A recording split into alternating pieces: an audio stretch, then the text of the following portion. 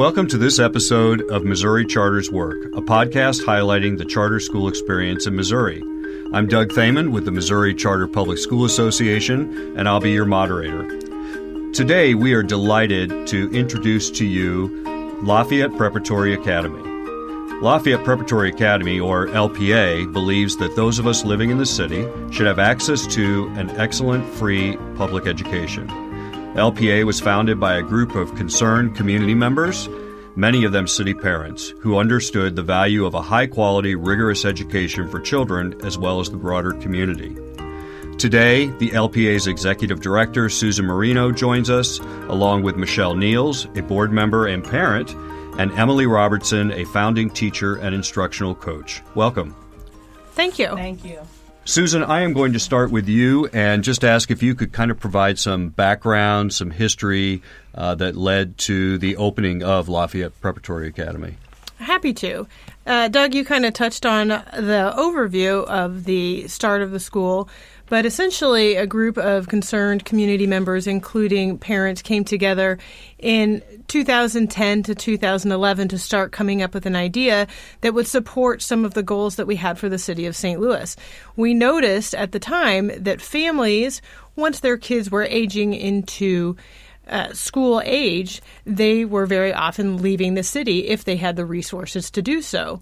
We also acknowledged the fact that families who didn't necessarily have those resources to change districts and find a school elsewhere were also then in the city without access to an excellent education. And as the city was developing and having this movement towards revitalization, we knew that education was essential to that revitalization. So we wanted to design a school that would provide equitable access to education for all groups of families in the city, those that could potentially leave, but then also those that maybe didn't have the resources to leave, and provide an educational opportunity for all of those families together where they could have access to an excellent education in the city of St. Louis. I came on board in 2012 by a happenstance meeting. Came on just to help in the design of the school, and then we went ahead and hired me as the head of school in 2012, and then we were able to open in 2013 in a rented shared location with Christ Church Cathedral in downtown St. Louis. We opened with students in kindergarten through second grade. We only had about 74 kids at the time. Miss Robertson, who's here today, was one of our founding teachers, and Miss Niels, who's also here today, her son was in our kindergarten in that 2013. So they've been with me since the beginning. We stayed at Christ Church Cathedral for 2 years downtown, made another temporary move downtown, and are now located in Lafayette Square, where we serve kids in grades kindergarten through 8th grade. And we now, as of today, have 360 kids. And within the next 2 years, we'll be fully grown with 430 kids. Michelle, your son is in 6th grade now? Yes. So as a parent who was looking for the right school for your son, what drew you to LPA?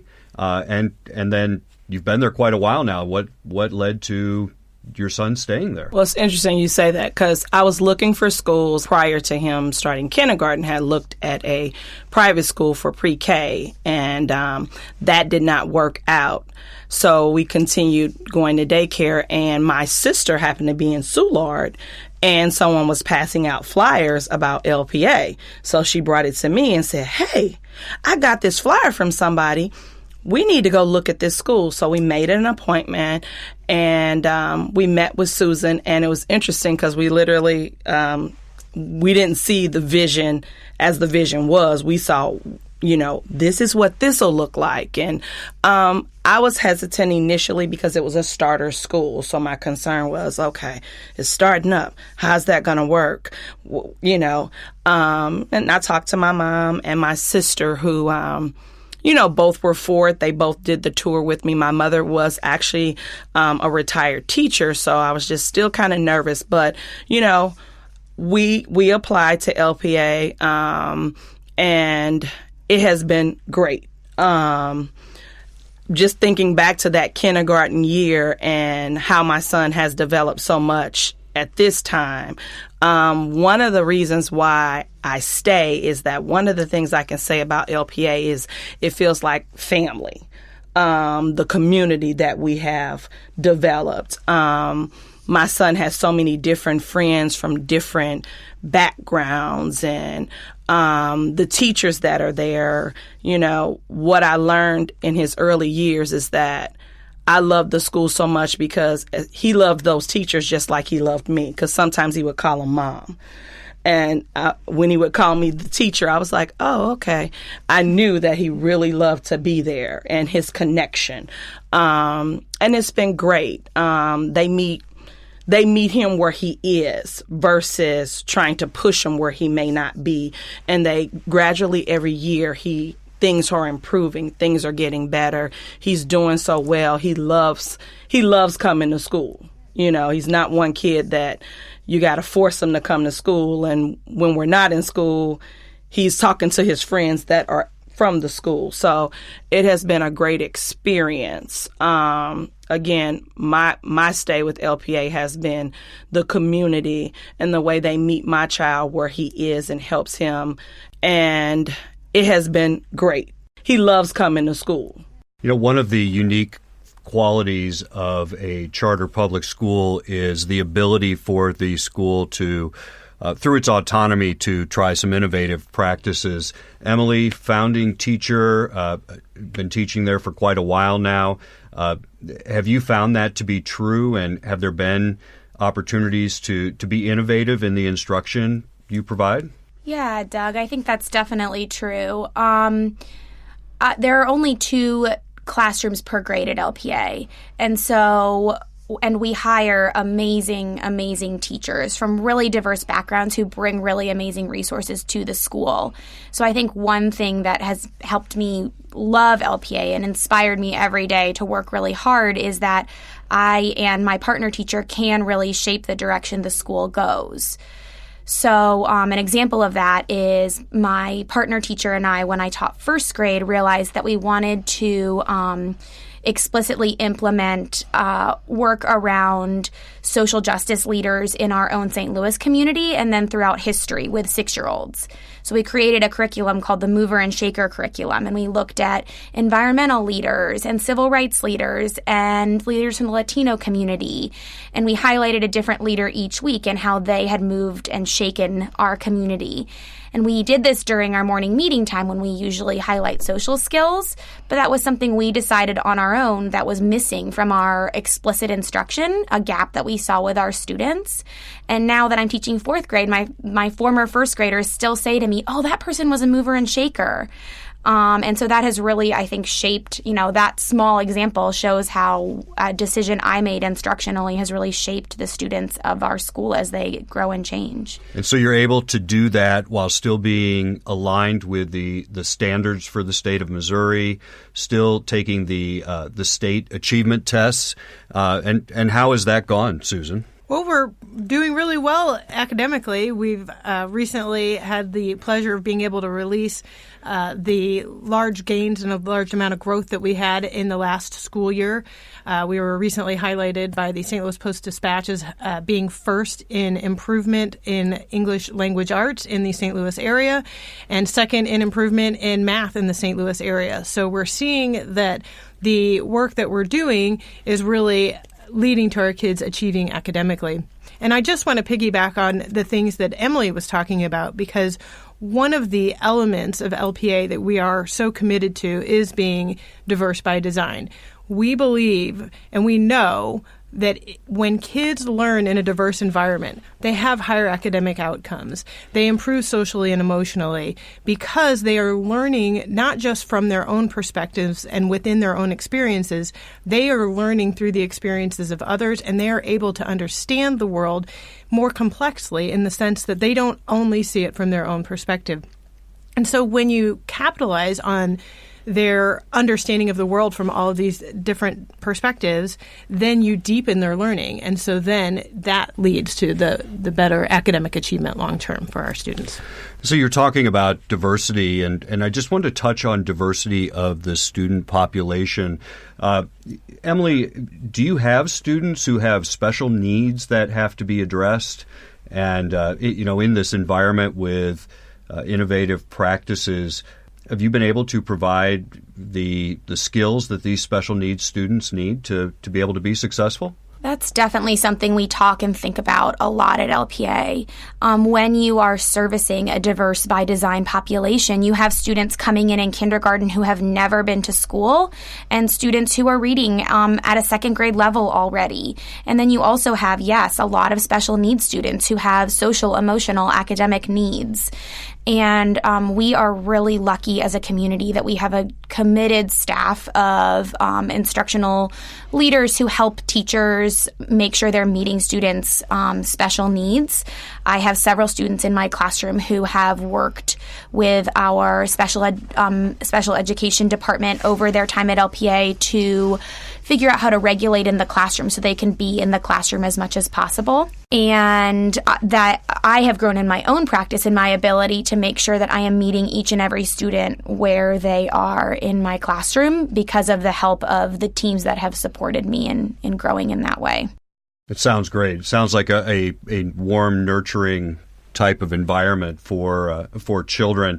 Michelle, not only are you a parent, you are also on the board of the school. And that seems like that comes with a great responsibility. What is the role of the board? The role of the board is kind of to regulate things that are going on within the school, give feedback that are going to be the best practices for the school. It's a lot of responsibility. I keep saying, I've been on this board for quite a bit. I've actually been on the board since my son's been at LPA. I've learned a lot being on the board about the regulations of the school systems. You go to school when you're a kid and you never know what it takes to really manage a school and, learning about the funding and different things. And it has been eye-opening for me, but it helps me give my input on what is going to be the best to help the school grow and the school flourish in the way that we want it to flourish. Like Susan said, having those MAP scores and showing that we've had such a great improvement over this last year has been really great. And says a lot for the school who started, not so long ago, and how we're progressing, and every year we're showing such great progress. And I'm also seeing that with my own son showing great progress and just, again, getting better and improving every year. Any great partnerships that the school has in the community to bring additional services to the school or to work with teachers?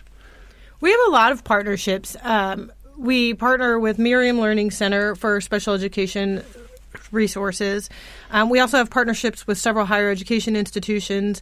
We have one of the kids' favorite partnerships is we have a partnership with SLU High School, and in January we get a group of high school students who come in and spend their entire January mentoring and working with our students. So I think that's a favorite partnership. We have partnerships with people who bring in music programs and art programs.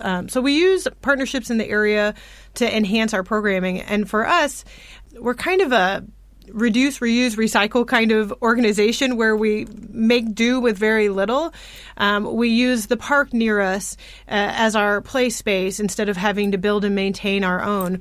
We capitalize on all the wonderful partnerships we have within the city because as a small school, it's very difficult to offer each and every offering and every experience you want to provide for kids on your own. So we have the opportunity to bring in other people, all these amazing resources here in the city of St. Louis to then enhance the programming we have for our kids. So we do a lot with partnerships in an effort to enhance their learning experiences. And if families are interested in LPA for their child, do they have to apply to come to the school? Do they have to be accepted to come to the school? Is there any criteria around that? So as a public charter school, we're open to the public. We do not charge tuition, so we're also free to the public. Within our enrollment policy, there are several preferences given. So if you already have a student at the school, you would be enrolled first.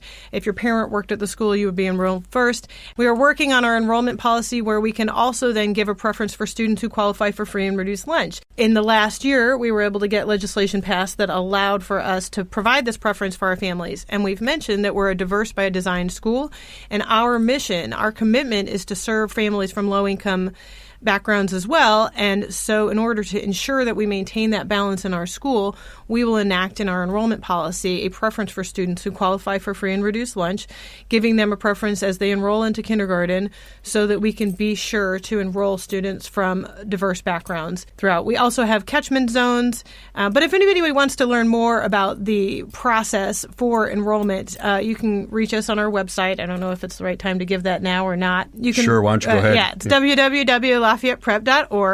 Our number is 314-880-4458. If you contact us in either one of those ways, we'll be happy to talk to you about our enrollment process. But we really do work to ensure a balanced and diverse student population and making sure we're meeting our commitment of serving all of St. Louis. So, Emily, you also work as an instructional coach, which I'm perceiving that means you work with the teachers in the building. Tell us a little bit about that role and how is that role impacting children's education?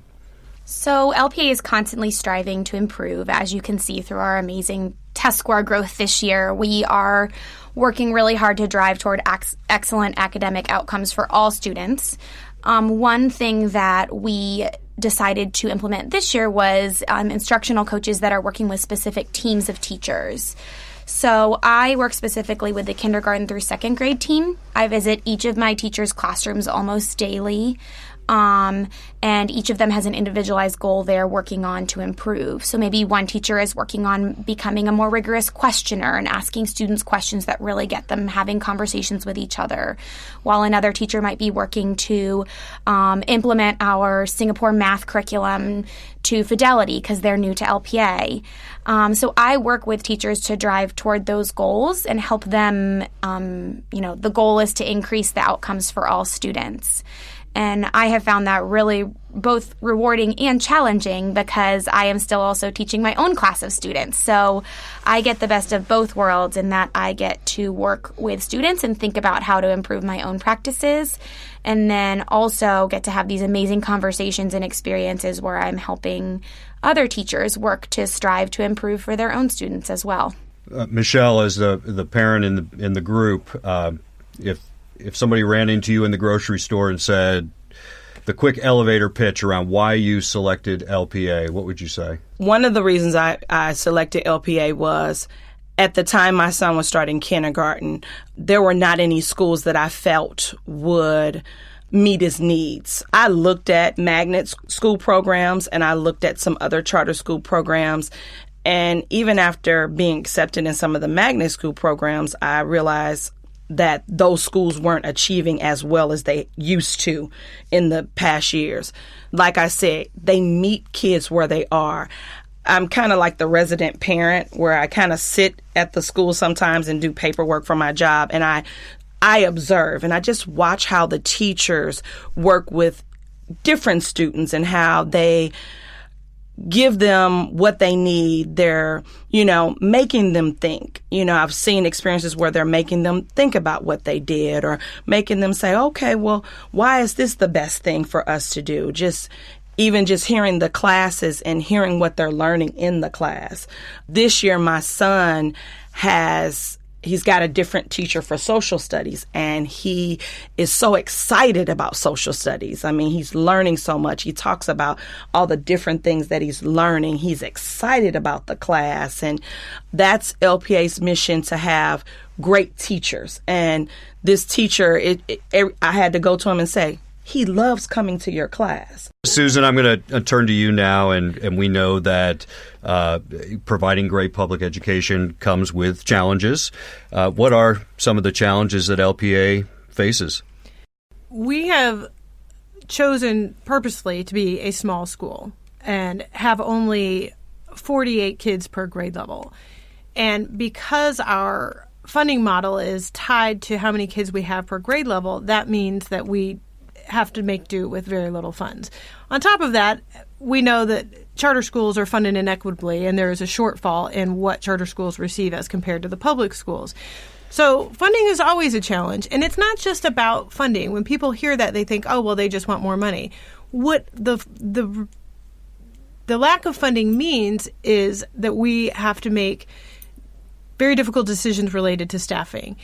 One of our goals as a school would be to reduce class sizes, but with the way that funding is as it is now, there is no way that we can afford to do that. And we know we have 24 kids per class as it is now, so we have reasonable class sizes.